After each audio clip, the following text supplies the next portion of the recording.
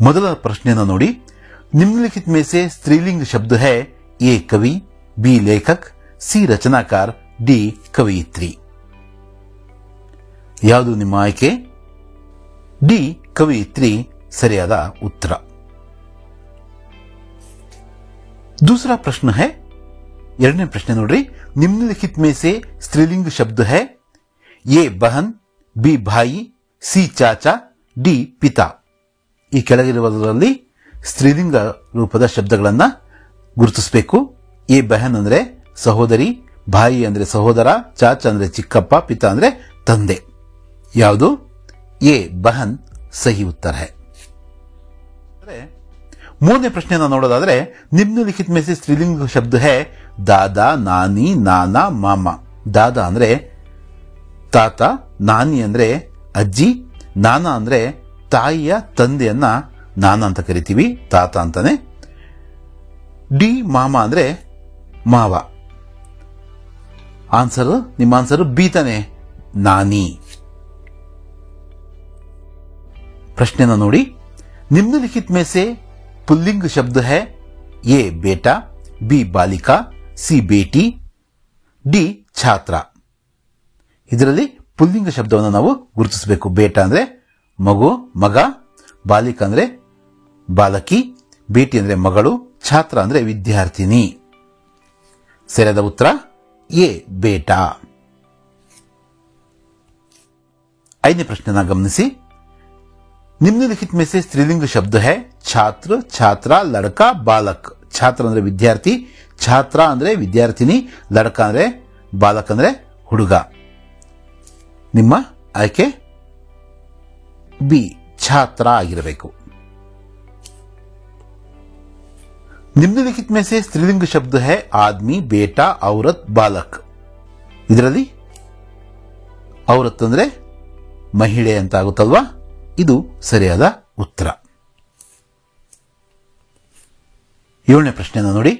निम्नलिखित में से स्त्रीलिंग शब्द है लेखक, लेखिका, कवि, रचनाकार. ಲೇಖಿಕ ತಾನೆ. ಎಂಟನೇ ಪ್ರಶ್ನೆ. निम्नलिखित में से स्त्रीलिंग शब्द है शेर, बाघ, शेरनी, मोर. ಶೇರ್ ಅಂದ್ರೆ ಸಿಂಹ, ಬಾಘ್ ಅಂದ್ರೆ ಹುಲಿ, ಶೇರ್ನಿ ಅಂದ್ರೆ ಸಿಂಹಿಣಿ, ಮೋರ್ ಅಂದ್ರೆ ನವಿಲು. ಇಲ್ಲಿ ಸ್ತ್ರೀಲಿಂಗ ಶಬ್ದ ಯಾವುದು? ಸಿ ಶೇರ್ನಿ. ಒಂಬತ್ತನೇ ಪ್ರಶ್ನೆ. निम्नलिखित में से स्त्रीलिंग शब्द है माँ, बाप, बेटा, चाचा. ಅಮ್ಮ, ಅಪ್ಪ, ಮಗ, ಚಿಕ್ಕಪ್ಪ. ಯಾವುದು ಸ್ತ್ರೀಲಿಂಗ ಶಬ್ದ? ಮಾ, ಅಮ್ಮ. ಹತ್ತನೇ ಪ್ರಶ್ನೆ. निम्नलिखित में से स्त्रीलिंग शब्द है मयूर, मयूरी, मोर, गिद्ध. ಮಯೂರ್ ಅಂದ್ರೆ ಗಂಡು ನವಿಲು, ಮಯೂರಿ ಹೆಣ್ಣು ನವಿಲು, ಮೋರ್ ಅಂದ್ರೂ ಕೂಡ ನವಿಲುನೆ, ಗಿದ್ದ ಅಂದ್ರೆ ಹದ್ದು, ರಣಹದ್ದು. ಮಯೂರಿ. 11ನೇ ಪ್ರಶ್ನೆ ನೋಡ್ರಿ. निम्नलिखित में से स्त्रीलिंग शब्द है बच्चा, बालक, बच्ची, लड़का. ಬಚ್ಚ ಅಂದ್ರೆ ಮಗು, ಬಾಲಕ್ ಹುಡುಗ, ಬಚ್ಚಿ ಅಂದ್ರೆ ಹೆಣ್ಣು ಮಗು, ಚಿಕ್ಕ ಮಗು, ಡಿ ಲಡ್ಕ ಅಂದ್ರೆ ಹುಡುಗ, ಸಿ ಬಚ್ಚಿ. ಸಿ ಬಚ್ಚಿ ಸಹಿ ಉತ್ತರ ಹೋಗ. 12ನೇ ಪ್ರಶ್ನೆ ನೋಡ್ರಿ.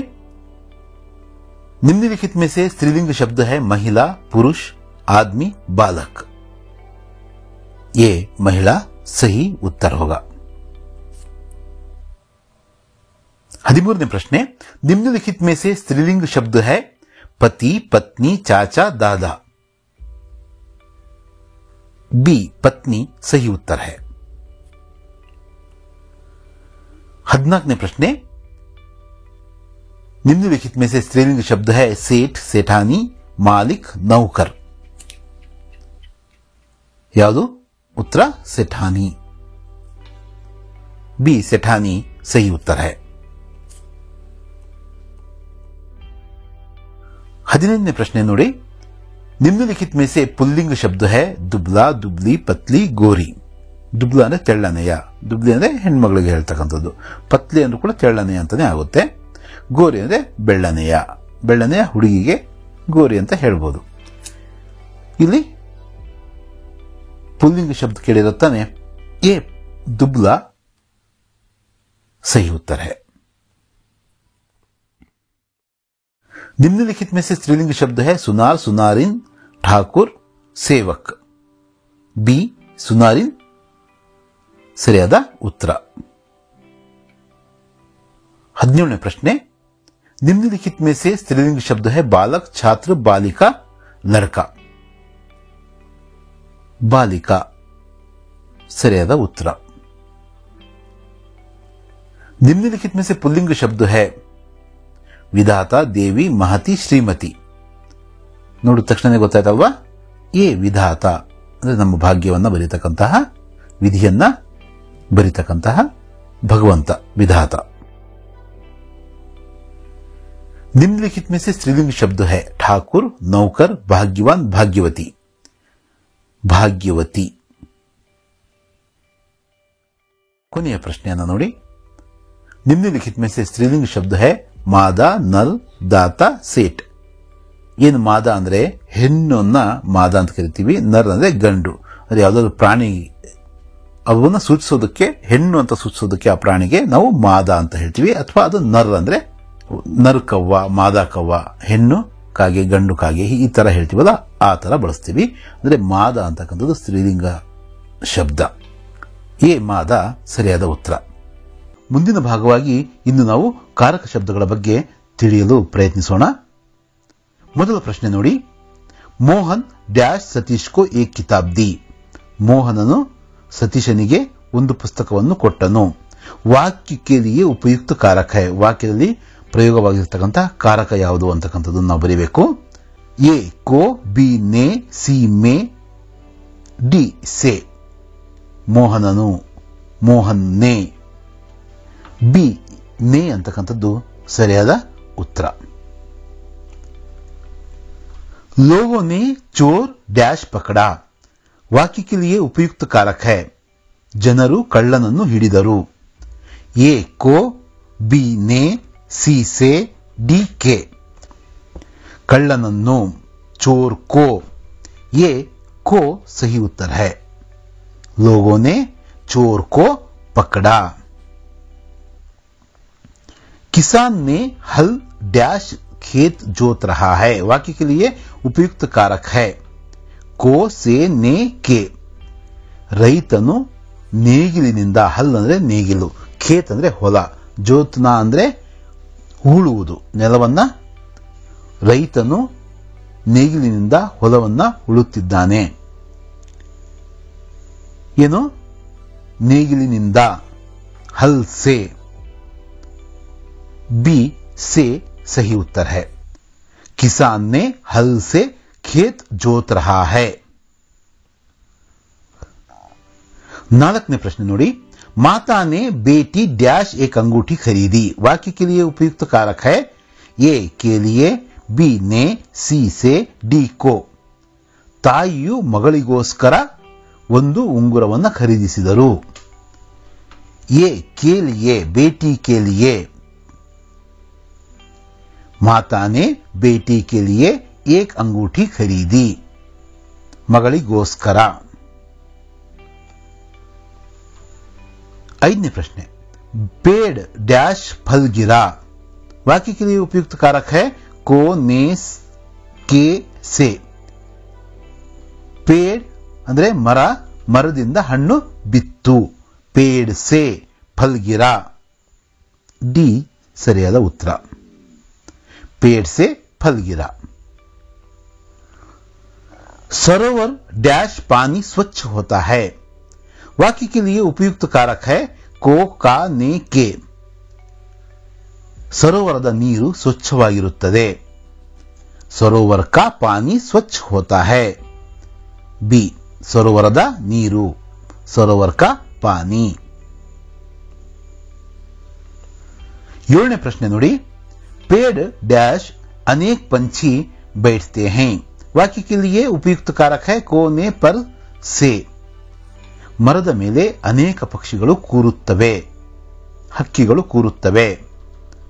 पेड़ पर, सी पर सही उत्तर होगा।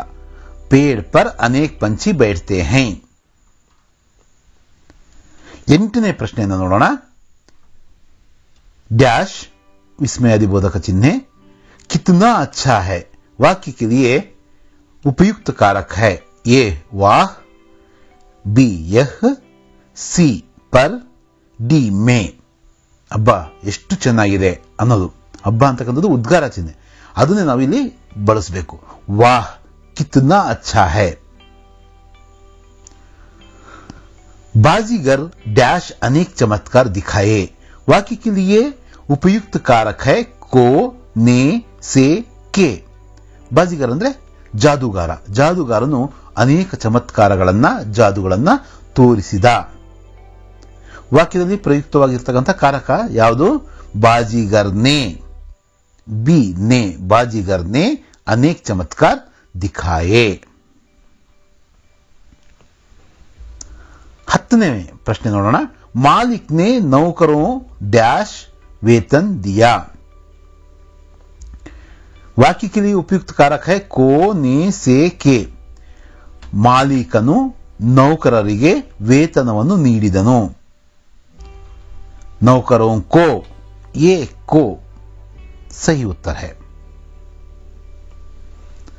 रमेश कलम डैश पत्र लिखता है.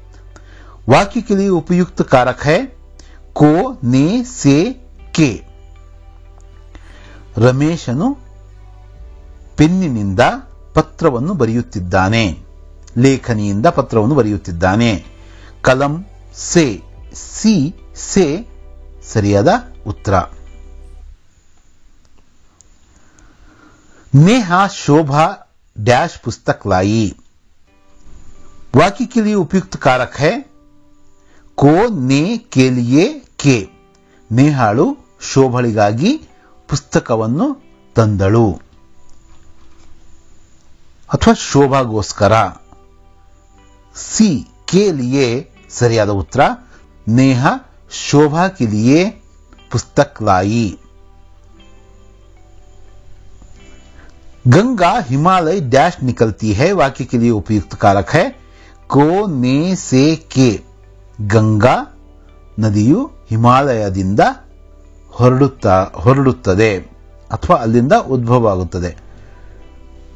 गंगा हिमालय से निकलती है. से. शशि डैश माता खुश थी. वाक्य के लिए उपयुक्त कारक है को, से, ने, की. ಶಶಿ ಕಿ ಮಾತಾ ಖುಷ್ ಥಿ. ಶಶಿಯ ತಾಯಿಯು ಸಂತೋಷದಿಂದಿದ್ದರು. रमेश के पिता मुंबई डैश रहते हैं. वाक्य के लिए उपयुक्त कारक है को, में, से, के. ರಮೇಶನ ತಂದೆ ಮುಂಬಯಿಯಲ್ಲಿ ಇರುತ್ತಾರೆ. ಇದರಲ್ಲಿ ಪ್ರಯೋಗವಾಗಿರಬೇಕಾಗಿರ್ತಕ್ಕಂಥದ್ದು ಯಾವುದು? ಮುಂಬೈ ಮೇ. ಮುಂಬಯಿಯಲ್ಲಿ. रमेश के पिता मुंबई में रहते हैं. खिड़की डैश जाली खुली. वाक्य के लिए उपयुक्त कारक है को, ने, के लिए, की. ಕಿಟಕಿಯ ಏನು ಬಲೆ ಹಾಕಿದ್ರೋ ಅದು ಓಪನ್ ಆಯಿತು. खिड़की की जाली खुली. मुह डैश एक बूंद पानी. वाक्य के लिए उपयुक्त कारक है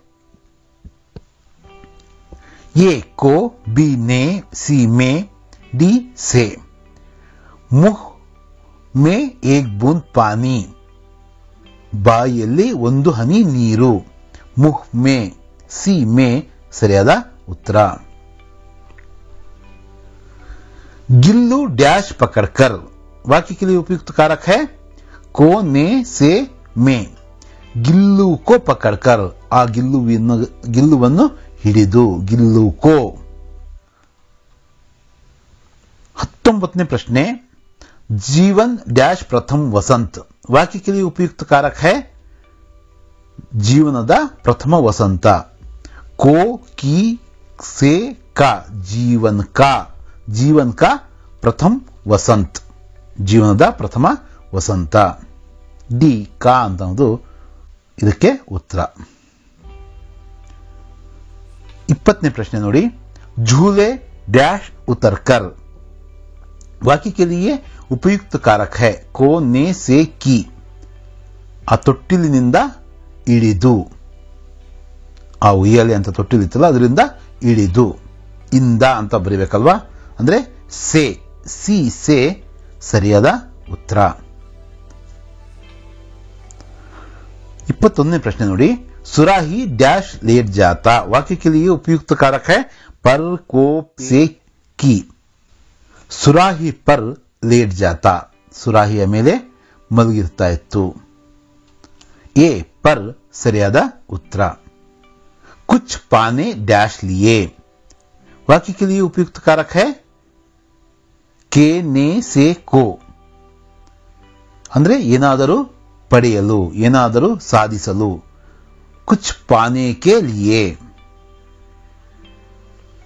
23ನೇ ಪ್ರಶ್ನೆ, भारत डैश राजधानी वाक्य के लिए उपयुक्त कारक है से की ने में, ಭಾರತದ ರಾಜಧಾನಿ, भारत की राजधानी. मैंने दिल्ली यात्रा डैश वाक्य के लिए उपयुक्त कारक है की से ने में. मैंने दिल्ली यात्रा, ನಾನು ದಿಲ್ಲಿಯ ಪ್ರವಾಸ ಕೈಗೊಂಡೆ. ಕಿ. 25ನೇ ಪ್ರಶ್ನೆ, ಕೊನೆಯ ಪ್ರಶ್ನೆ ನೋಡಿ, यह पिताजी डैश किताब है वाक्य के लिए उपयुक्त कारक है की से ने में. यह पिताजी डैश किताब है, ಇದು ತಂದೆಯವರ ಪುಸ್ತಕ, ಪಿತಾಜಿ ಕಿ ಕಿತಾಬ್ ಹೈ.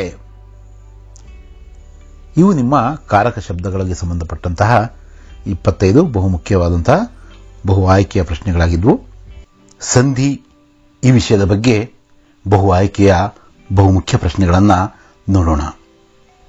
ಮೊದಲ ಪ್ರಶ್ನೆಯನ್ನ ನೋಡಿ. ಮೊದಲ ಪ್ರಶ್ನೆ, समानाधिकार शब्द में संधि है. समान प्लस अधिकार, समानाधिकार ಯಾವುದು ಸಂಧಿ? ಎ ದೀರ್ಘ ಸಂಧಿ, ಬಿ ಗುಣ ಸಂಧಿ, ಸಿ ಎಣ್ ಸಂಧಿ, ಡಿ ವೃದ್ಧಿ ಸಂಧಿ. ಎ ದೀರ್ಘ ಸಂಧಿ ಸರಿಯಾದ ಉತ್ತರ. गजेंद्र में संधि है. ए एण संधि, बी दीर्घ संधि, सी गुण संधि, डी वृद्धि संधि. गज प्लस इंद्र गजेंद्र ಯಾವುದು ಸಂಧಿ? ಸಿ ಗುಣ ಸಂಧಿ ಸರಿಯಾದ ಉತ್ತರ. ಮೂರನೇ ಪ್ರಶ್ನೆಯತ್ತ ಗಮನ ಹರಿಸೋಣ. ಏಕೈಕ್ ಶಬ್ದ ಮೇ ಸಂಧಿ है. ए दीर्घ संधि, बी गुण संधि, सी वृद्धि संधि, डी एण संधि. एक प्लस एक ಏಕೈಕ್ ಯಾವ ಸಂಧಿ? ಸಿ ವೃದ್ಧಿ ಸಂಧಿ ಸರಿಯಾದ ಉತ್ತರ. ನಾಲ್ಕನೇ ಪ್ರಶ್ನೆ ನೋಡಿ. इत्यादि शब्द में संधि है. ए एण संधि, बी दीर्घ संधि, सी गुण संधि, डी वृद्धि संधि. इति प्लस आदि इत्यादि कौन सी संधि है यह? ए एण संधि ಸರಿಯಾದ ಉತ್ತರ. ಐದನೇ ಪ್ರಶ್ನೆಯನ್ನು ನೋಡೋಣ. चयन शब्द में संधि है. ए दीर्घ संधि, बी गुण संधि, सी वृद्धि संधि, डी अयादि संधि. चे प्लस अन चयन, डी अयादि संधि ಸರಿಯಾದ ಉತ್ತರ. आठवीं प्रश्न, दिग्गज शब्द में संधि है. ए व्यंजन संधि, बी गुण संधि, सी वृद्धि संधि, डी एण संधि. दिಕ್ ಪ್ಲಸ್ ಗಜ್ ದಿಗ್ಗಜ್ ಎರಡು ವ್ಯಂಜನಗಳು ಸೇರಿದವಲ್ವಾ? ಯಾವುದು? ಎ ವ್ಯಂಜನ ಸಂಧಿ ಸರಿಯಾದ ಉತ್ತರ. ಏಳನೇ ಪ್ರಶ್ನೆ ನೋಡಿ. निश्चय शब्द में संधि है. निह प्लस चय निश्चय. ए एण संधि, बी विसर्ग संधि, सी वृद्धि संधि, डी दीर्घ संधि. ಯಾವುದು? ನಿಹ್ ವಿಸರ್ಗ ವಿಸರ್ಗ ಸಂಧಿ ಸರಿಯಾದ ಉತ್ತರ. ಎಂಟನೇ ಪ್ರಶ್ನೆ ನೋಡಿ. धर्मात्मा शब्द में संधि है। ए दीर्घ संधि, बी गुण संधि, सी रुद्धि संधि, डी यण संधि। धर्म प्लस आत्मा, ये दीर्घ संधि। 9ನೇ ಪ್ರಶ್ನೆ, परमेश्वर शब्द में संधि है। ये दीर्घ संधि, बी गुण संधि, सी रुद्धि संधि, डी यण संधि। परम प्लस ईश्वर परमेश्वर, बी गुण संधि सही उत्तर है। बी गुण संधि ಸರಿಯಾದ ಉತ್ತರ। 10ನೇ ಪ್ರಶ್ನೆ, मतैक्य शब्द में संधि है। ये दीर्घ संधि, बी गुण संधि, सी रुद्धि संधि, डी यण संधि। मत प्लस ऐक्य मतैक्य, रुद्धि संधि, सी रुद्धि संधि ಸರಿಯಾದ ಉತ್ತರ। 11ನೇ ಪ್ರಶ್ನೆ, प्रत्युपकार शब्द में संधि है। ये दीर्घ संधि, बी गुण संधि, सी यण संधि, डी रुद्धि संधि। प्रत्युपकार, प्रति प्लस उपकार, प्रत्युपकार, सी यण संधि ಸರಿಯಾದ ಉತ್ತರ।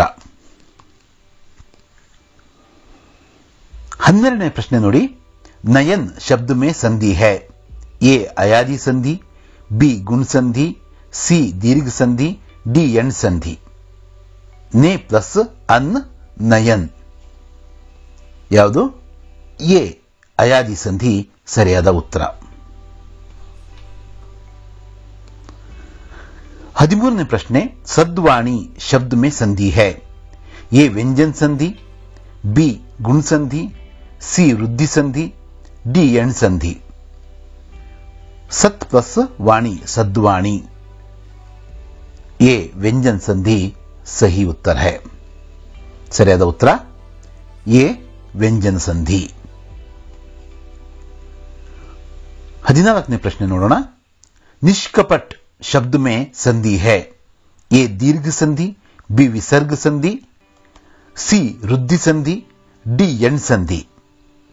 निह प्लस कपट निष्कपट, निह ಬಂತಲ್ವಾ, ಬಿ ವಿಸರ್ಗ ಸಂಧಿ ಸರಿಯಾದ ಉತ್ತರ। 15ನೇ ಪ್ರಶ್ನೆ, विद्यार्थी शब्द में संधि है। यण संधि, गुण संधि, रुद्धि संधि, दीर्घ संधि। विद्या प्लस अर्थी विद्यार्थी, डी दीर्घ संधि ಸರಿಯಾದ ಉತ್ತರ। 16ನೇ ಪ್ರಶ್ನೆ, सदैव शब्द में संधि है। ए यण संधि, बी गुण संधि, सी रुद्धि संधि, डी दीर्घ संधि। सदा प्लस एव सदैव, सी रुद्धि संधि ಸರಿಯಾದ ಉತ್ತರ ಆಗಬೇಕು। 17ನೇ ಪ್ರಶ್ನೆ, महेंद्र शब्द में संधि है। ये गुण संधि, बी यण संधि, सी रुद्धि संधि, डी दीर्घ संधि। महा प्लस इंद्र महेंद्र, ये गुण संधि। 18ನೇ ಪ್ರಶ್ನೆ, स्वागत शब्द में संधि है। रुद्धि संधि, यण संधि, गुण संधि, डी दीर्घ संधि। सु प्लस ಆಗತ್ स्वागत, बी यण संधि ಸರಿಯಾದ ಉತ್ತರ। 19ನೇ ಪ್ರಶ್ನೆ ನೋಡೋಣ, तद्रूप शब्द में संधि है। ए यण संधि, बी गुण संधि, सी व्यंजन संधि, डी दीर्घ संधि। तत् प्लस रूप तद्रूप, कौन सी संधि है? सी व्यंजन संधि ಸರಿಯಾದ ಉತ್ತರ। 20ನೇ ಪ್ರಶ್ನೆ, नीरस शब्द में संधि है। ए यण संधि, बी गुण संधि, सी रुद्धि संधि, डी विसर्ग संधि। निह प्लस रस नीरस, निह, डी विसर्ग संधि ಸರಿಯಾದ ಉತ್ತರ। गायक शब्द में संधि है। ए एण संधि, बी अयादि संधि, सी वृद्धि संधि, डी दीर्घ संधि। गई प्लस अक गायक, बी ಅಯಾದಿ ಸಂಧಿ ಸರಿಯಾದ ಉತ್ತರ। 22वां सवाल है 22वें प्रश्न। पितृनुमति शब्द में संधि है। ए एण संधि, बी गुण संधि, सी वृद्धि संधि, डी दीर्घ संधि। पितृ प्लस अनुमति पितृनुमति। ए एण संधि ಸರಿಯಾದ ಉತ್ತರ। 23वां सवाल है परमोज शब्द में संधि है। ए एण संधि, बी गुण संधि, सी वृद्धि संधि, डी दीर्घ संधि। परम प्लस ओज परमोज, सी वृद्धि संधि ಸರಿಯಾದ ಉತ್ತರ। 24ನೇ ಪ್ರಶ್ನೆ। रमेश शब्द में संधि है। ए एण संधि, बी गुण संधि, सी वृद्धि संधि, डी दीर्घ संधि। रमा प्लस ईश रमेश, बी गुण संधि ಸರಿಯಾದ ಉತ್ತರ। 25ನೇ ಪ್ರಶ್ನೆ ನೋಡಿ। कविंद्र शब्द में संधि है। ए एण संधि, बी गुण संधि, सी वृद्धि संधि, डी दीर्घ संधि। कवि प्लस इंद्र कवींद्र ಸರಿಯಾದ ಉತ್ತರ ಡಿ ದೀರ್ಘ ಸಂಧಿ। 26ನೇ ಪ್ರಶ್ನೆ। महेश्वर्य शब्द में संधि है। महा प्लस ऐश्वर्य। ए एण संधि, बी गुण संधि, सी वृद्धि संधि, डी दीर्घ संधि। ಇದಕ್ಕೆ ಉತ್ತರ सी वृद्धि संधि। सी वृद्धि संधि सही उत्तर होगा। 27वें प्रश्न। नायिका शब्द में संधि है। ए एण संधि, बी गुण संधि, सी वृद्धि संधि, डी अयादि संधि। नई प्लस इका नायिका। उत्तर डी अयादि संधि। डी अयादि संधि सही उत्तर होगा। 28ನೇ ಪ್ರಶ್ನೆ ನೋಡೋಣ। षड दर्शन शब्द में संधि है। ए एण संधि, बी गुण संधि, सी व्यंजन संधि, डी दीर्घ संधि। षट प्लस दर्शन षड दर्शन, सी व्यंजन संधि ಇದಕ್ಕೆ ಉತ್ತರ। 29ನೇ ಪ್ರಶ್ನೆ। मनोरथ शब्द में संधि है। ए विसर्ग संधि, बी गुण संधि, सी वृद्धि संधि, डी दीर्घ संधि। मन प्लस रथ मनोरथ। ए विसर्ग संधि ಈ ಪ್ರಶ್ನೆಗೆ ಸರಿಯಾದ ಉತ್ತರ। 30ನೇ ಪ್ರಶ್ನೆಯನ್ನು ನೋಡೋಣ। विद्यालय शब्द में संधि है। ए एण संधि, बी गुण संधि, सी दीर्घ संधि, डी वृद्धि संधि। विद्या प्लस आलय विद्यालय, सी दीर्घ संधि ಇದಕ್ಕೆ ಸರಿಯಾದ ಉತ್ತರ। 31ನೇ ಪ್ರಶ್ನೆ। महींद्र शब्द में संधि है। महेंद्र नहीं महींद्र। ए दीर्घ संधि, बी गुण संधि, सी वृद्धि संधि, डी एण संधि। मही प्लस इंद्र महींद्र। ए दीर्घ संधि ಇದಕ್ಕೆ ಉತ್ತರ। 32ನೇ ಪ್ರಶ್ನೆ। महोत्सव शब्द में संधि है। ए एण संधि, बी गुण संधि, बी वृद्धि संधि, डी दीर्घ संधि। महा प्लस उत्सव महोत्सव, बी गुण संधि। 33ನೇ ಪ್ರಶ್ನೆ। वनौषध शब्द में संधि है। ए एण संधि, बी गुण संधि, सी वृद्धि संधि, डी दीर्घ संधि। 1 प्लस ಔಷಧ್ ವನೌಷಧ್. ಸಿ ವೃದ್ಧಿ ಸಂಧಿ ಸರಿಯಾದ ಉತ್ತರ. 34ನೇ ಪ್ರಶ್ನೆ, भवन शब्द में संधि है. ए एण संधि, बी अयादि संधि, सी रुद्धि संधि, डी दीर्घ संधि. भो प्लस अन भवन. बी अयादि संधि ಇದಕ್ಕೆ ಉತ್ತರ. 35ನೇ ಪ್ರಶ್ನೆ, रजनीश शब्द में संधि है. ए दीर्घ संधि, बी गुण संधि, सी रुद्धि संधि, डी एण संधि. रजनी प्लस ईश रजनीश. ए दीर्घ संधि ಇದರ ಉತ್ತರ. 36ನೇ ಪ್ರಶ್ನೆ, ಕೊನೆಯ ಪ್ರಶ್ನೆ, वाग्जाल शब्द में संधि है. ए दीर्घ संधि, बी गुण संधि, सी व्यंजन संधि, डी एण संधि. वाक प्लस जाल वाग्जाल. ಸಿ ವ್ಯಂಜನ್ ಸಂಧಿ ಇದಕ್ಕೆ ಸರಿಯಾದ ಉತ್ತರ. ಇದು ಇಂದಿನ ಸಂಧಿಗಳ ಬಗ್ಗೆ ಇದ್ದಂತಹ ಬಹು ಆಯ್ಕೆಯ ಪ್ರಶ್ನೆಗಳಾಗಿದ್ದು, ಇನ್ನೊಂದಷ್ಟು ಪ್ರಶ್ನೆಗಳು ನಿಮ್ಮ ಟೆಕ್ಸ್ಟ್ ಬುಕ್ ಅಲ್ಲೇ, ನಿಮ್ಮ ಪಠ್ಯಪುಸ್ತಕದಲ್ಲೇ ಇವೆ. ಅವನ್ನು ಕೂಡ ನೀವು ಗಮನ ಹರಿಸಬೇಕು. ಧನ್ಯವಾದಗಳು. ಜೈ ಹಿಂದ್.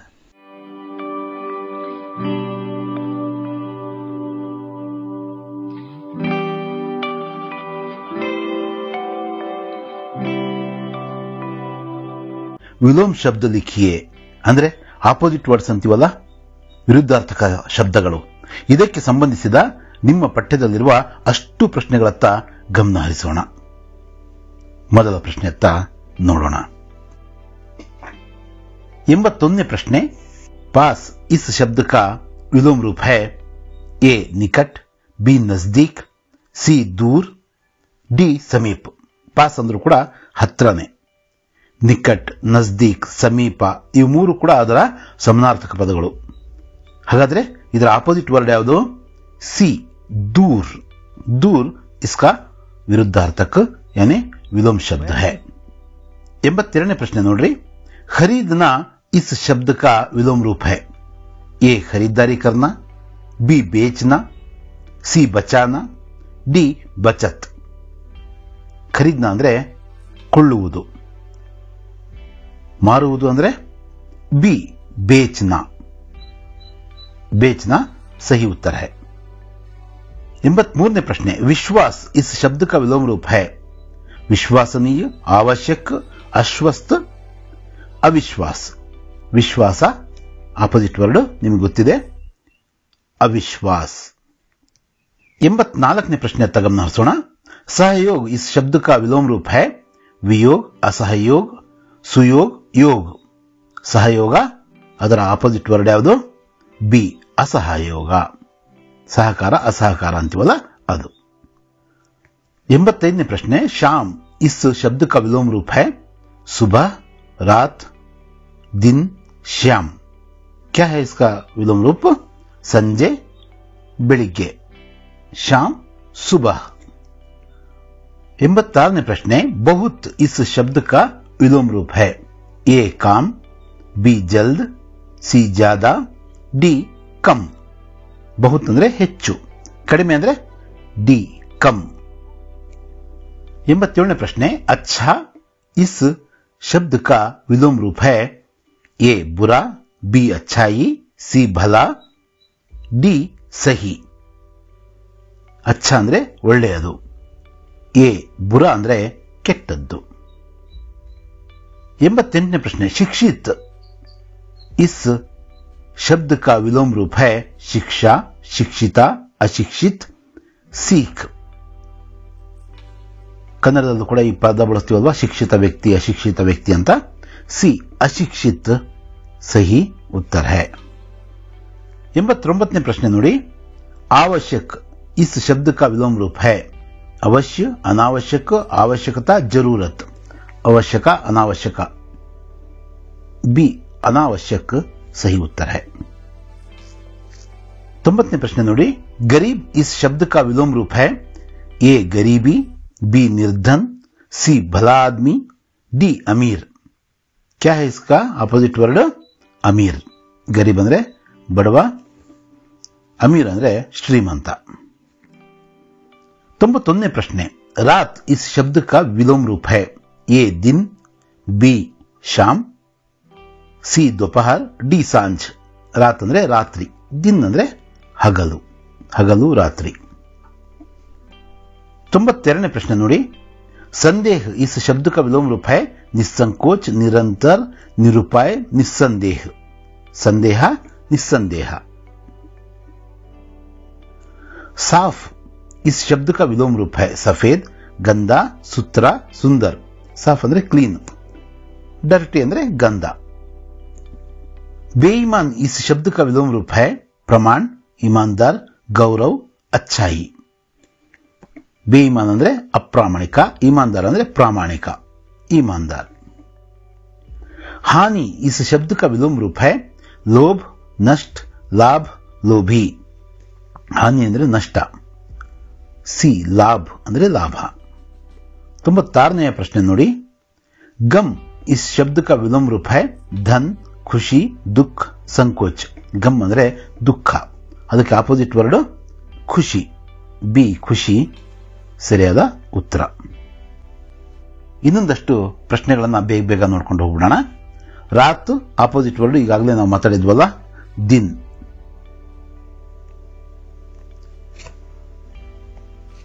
ಆದಿ ಅನಾದಿ,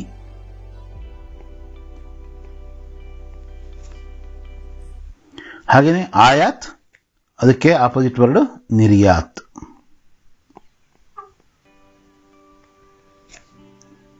ಆಯ್ ವೇಯ್, ಉಲ್ಟಾ ಅಂದ್ರೆ ಅದಕ್ಕೆ ಆಪೋಸಿಟ್ ವರ್ಡ್ ಸೀದಾ।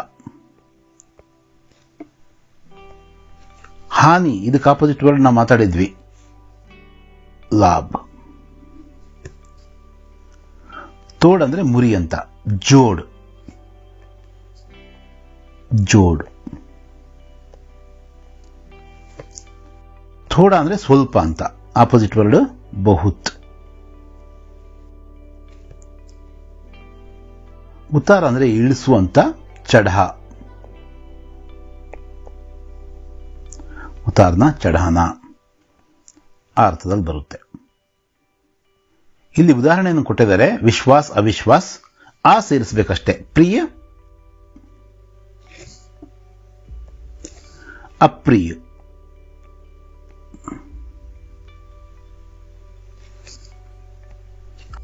ಹಾಗೇನೆ ಅಸಂತೋಷ್, ಆ ಸೇರಿಸಿ ಬರೆಯೋದಷ್ಟೇ।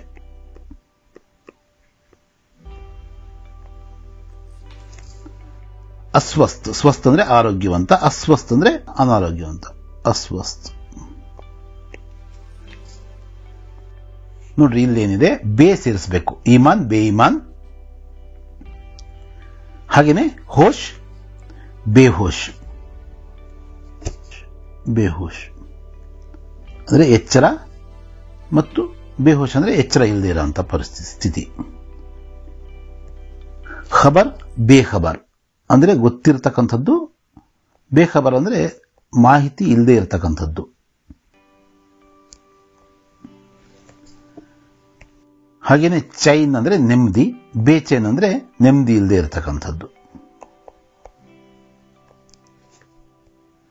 ಅದೇ ರೀತಿ ಬಲ್ವಾನ್, ಬಲಹೀನ್, ಬುದ್ಧಿಮಾನ್, ಬುದ್ಧಿಹೀನ್।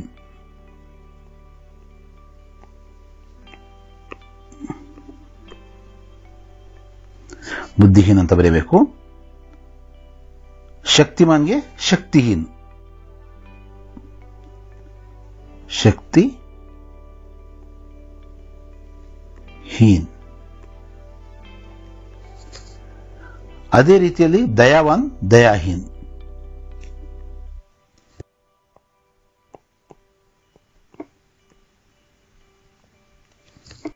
ಇಲ್ಲಿ ಧನ್, ನಿರ್ಧನ್ ಅನ್ನೋ ಉದಾಹರಣೆ ಕೊಟ್ಟಿದ್ದಾರೆ, ನಾವು ಮತ್ತೆ ಇಲ್ಲಿ ನಿರ್ ಸೇರಿಸಬೇಕು।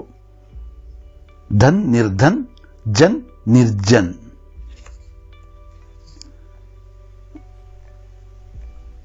ನಿರ್ಜನ್. ಹಾಗೆಯೇ ನಿರ್ಬಲ್.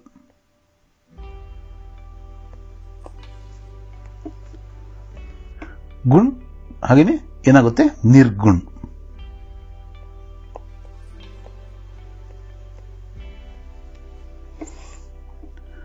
ಆಜ್ ಅಂದ್ರೆ ಇವತ್ತು, ಅದಕ್ಕೆ ಅಪೋಸಿಟ್ ವರ್ಡ್ ಕಲ್, ನಿನ್ನೆ ಅಥವಾ ನಾಳೆ.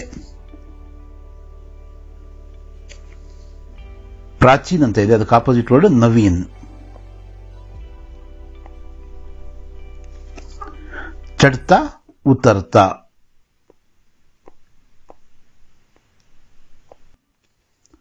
ಸಮಾನ್ ಅಸಮಾನ್.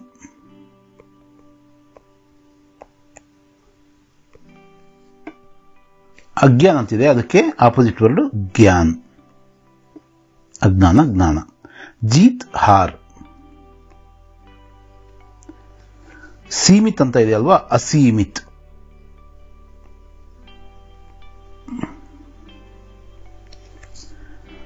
ತೋಡ್ಗೆ ಆಗ್ಲೇ ಹೇಳಿದ್ವಲ್ಲ ಜೋಡ್.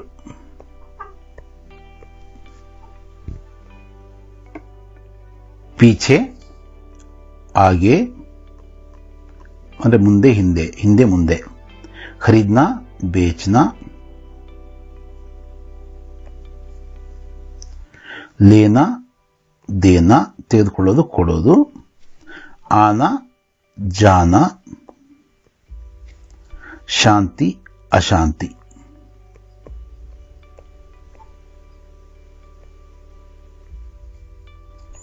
ಬಢನ ಅಂತ ಇದೆ, ಅಂದ್ರೆ ಏರುವುದು, ಅಂದ್ರೆ ಹೆಚ್ಚಾಗ್ತಾ ಹೋಗೋದು. ಘಟನ ಅಂದ್ರೆ ಕಡಿಮೆ ಆಗೋದು.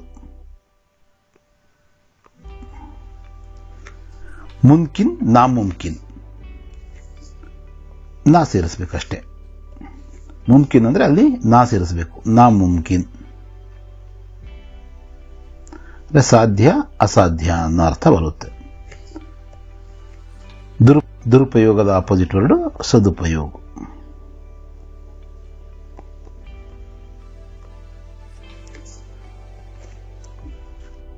ಸ್ಥಿರ್ಗೆ ಅಸ್ಥಿರ್.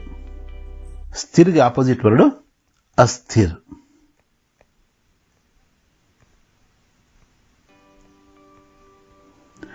ವರದಾನ್ ಶಾಪ್. ಅನುಪಯುಕ್ತ ಉಪಯುಕ್ತ.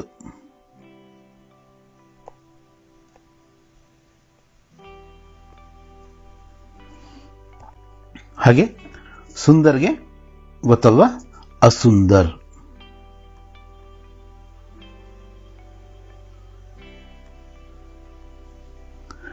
ವಿದೇಶಿಗೆ ದೇಶ ಆಗ್ಬೋದು, ಹಾಗೇನೆ ಸ್ವದೇಶ್ ಅಂತಾನು ಕೂಡ ನಾವು ಬರೀಬಹುದು. ಸ್ವದೇಶ್ ಎರಡು ಸರಿಯಾದ ಉತ್ತರನೇ. ನಿಮ್ಗೆ ಯಾವ ಆಪ್ಷನ್ ಕೇಳಿದ್ರು ಅದಕ್ಕೆ ಸರಿ ಬರೀಬೇಕು. ಆದಿ ಅನಾದಿ. ಸಜೀವ್ ನಿರ್ಜೀವ್.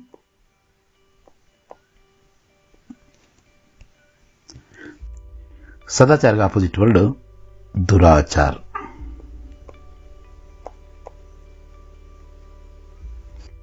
ಆಯಾತ್ ಅಂದ್ರೆ ಆಮದು, ರಫ್ತು ಅಂದ್ರೆ ನಿರ್ಯಾತ್.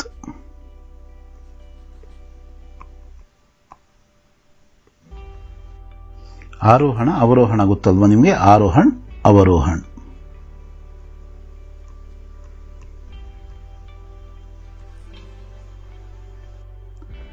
ಚಢನಾ ಉತರ್ನಾ, ಇದು ಕೂಡ ಅದೇ ಅರ್ಥ. ठंडा गरम.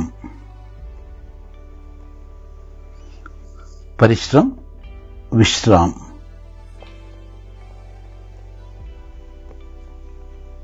ಹಾಗೆ ಸಾಮ್ನೆ ಅಂದ್ರೆ ಮುಂದೆ, ಪೀಛೆ.